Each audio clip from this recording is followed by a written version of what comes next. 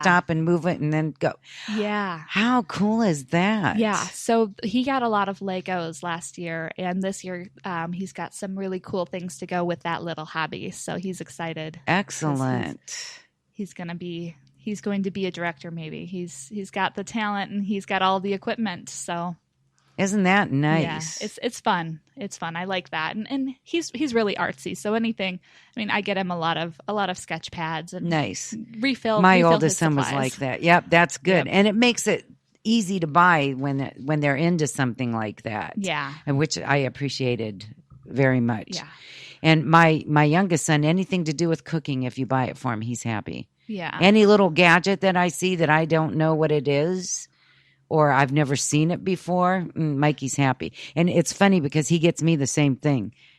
That's how, my boyfriend's mom and I are like that. Oh, that's cool. Yeah, we both cook a lot, and we like all the gadgets. Does he have the little garlic thing that you roll on the countertop? Yes. I love my that. God, my daughter-in-law actually got me one of those one year. Those are the best. They really are. And my son taught me when you have to do a whole bunch of garlic to put it in a pot, put the lid on it and just shake the heck out of it. Yeah.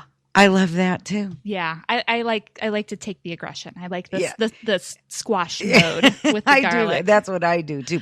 And then you smell like garlic for a week. But that's okay. I cook with There's garlic so every much day. worse smells. Garlic and onions are so good for you. They are. They're very healthy. I can't remember the name of the enzyme that's in them, but they are so good for you. So you're very diverse. You like to cook. What don't you like to do? Oh, let's see. That's hard. I don't know. I like a lot of things. I'm trying to like bike riding. I don't really like that. I don't like running anymore. But you did at one time? I did. I used to run all the time. Actually, up until after I had my son, I was running like 3 miles a day because I was crazy. And now I don't do that at all. It doesn't interest me. I like to hike. Hiking is fun. Yeah, but I don't like to run. What else don't I like to do? I don't like to clean. I don't either. Hate cleaning. Yeah. Yeah, that's pretty much it. I don't like to read fiction books. That's something. I'm not a big fiction reader. I'm a more of a nonfiction. So I need a good book club so that I'm forced to read some fiction. We in our book club we read we read the Fourth Agreement and then the Fifth Agreement, and next we're reading Devalution, the evolution and revolution of the diva. Interesting. Yeah, that's more what I read. I read a lot of the self-help genre or the business genre. The psychological, like the closest I get to fiction are the psychological thrillers about infectious diseases by Richard Preston. Do you read like Wayne Dyer or any? I have. That? Yeah. Yeah. And I miss him because I used to look forward to his new books coming out. Yeah, I mean, as far as that type of book, I read a lot of them. As far as fiction, Michael Crichton was probably, and since he passed, I really don't read a whole lot because that's what I liked. Right. So. Yeah. I read mostly the same as you, but except minus the science. I don't read a lot of science books, but unless they're related to genealogy, for some reason that part of science fascinates me. Me too. I find that so interesting. But what was I going to say? Oh, and I can't think of this author right now. There is one fiction author that I really like. I used to like Stephen King, but it scares me too much. I can't read that anymore. I incorporated it into my daily life, so I can't read it. I do that. I don't know why I do that. You do need to read 11/22/63. Uh-oh. That's good. You'll like that. Okay. That one's not I'll like his write it other down. books. That one's good. And they did a miniseries, I think on Netflix. It was excellent. So okay. That one you should check out. And I read The Gunslinger and all those and that whole trilogy. And you remember the part about the birds on the wires? Mm-hmm. Well, I was driving one day and I saw a bunch of birds on the wire and I went, oh, they're coming. And then I went, oh no, that's the book. And that's when I stopped reading Stephen King. I can't do the horror genre No. after I had my son. I grew up, I loved it. I would watch horror movies all the time and read the books. And then I had my son and I turned into the biggest sissy in the world about all of that stuff. I can't handle it Because anymore. you don't want to think that you live in a scary world. Exactly. That's why I don't blame you. Exactly. That's why I don't watch the news. Oh, I don't either.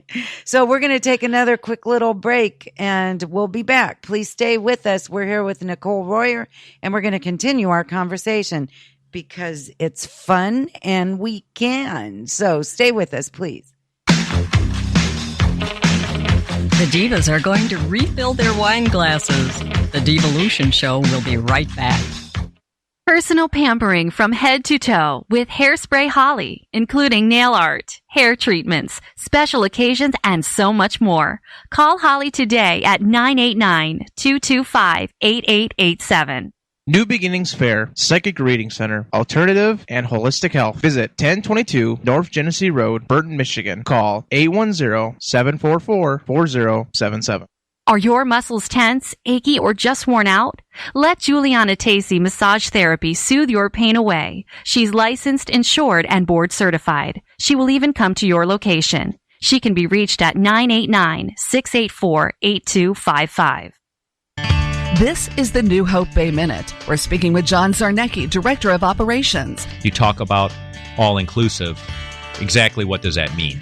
The number one reason families choose an assisted living for their loved one is because that loved one needs support 24 hours a day. So it's the care aspect. Yes, you get your apartment. Yes, you get all of your meals provided for you. An activities program, housekeeping, laundry services, maybe local transportation. It's kind of that base product that most all assisted livings will offer. It's really the care that matters. Quite frankly, they're not going to come to an assisted living if they don't need the 24-hour care.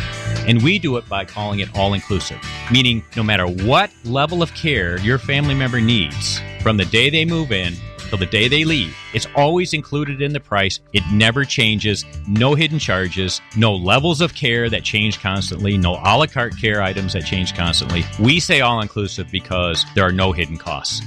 You've been listening to the New Hope Bay Minute. To learn more, go to newhopebay.org. If you're looking for an artistic women's portraiture company where she can bring out the best in you, a side that you want other people to see, then you need to call Indigo Moon. Each setting is designed especially for you. The number is 989-708-6776, not the run-of-the-mill portraiture company. Indigo Moon. Call Chandra. Let LC Makeup Artistry help you believe in your own beauty. Professional makeup artist and medical esthetician. She's an award winner for her airbrush makeup, skincare treatments, and hair removal. Call Laura at 989-493-2607 or visit her online at lcmakeupartistry.com.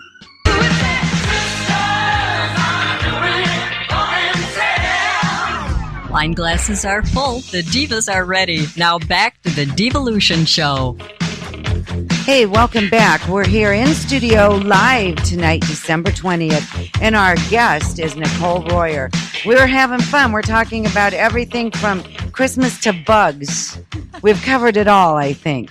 Well, one of the things that I talk to when I'm talking about networking is that I hate it. I'm actually really introverted and I get nervous with new people. And one of the things that I would constantly just like blurt out when I was meeting somebody new was something relating to bugs. So every conversation with me eventually comes back to bugs just because it's my comfort zone. That's so funny. I would not think that you were introverted. Oh yeah. Yeah. I do well one-on-one.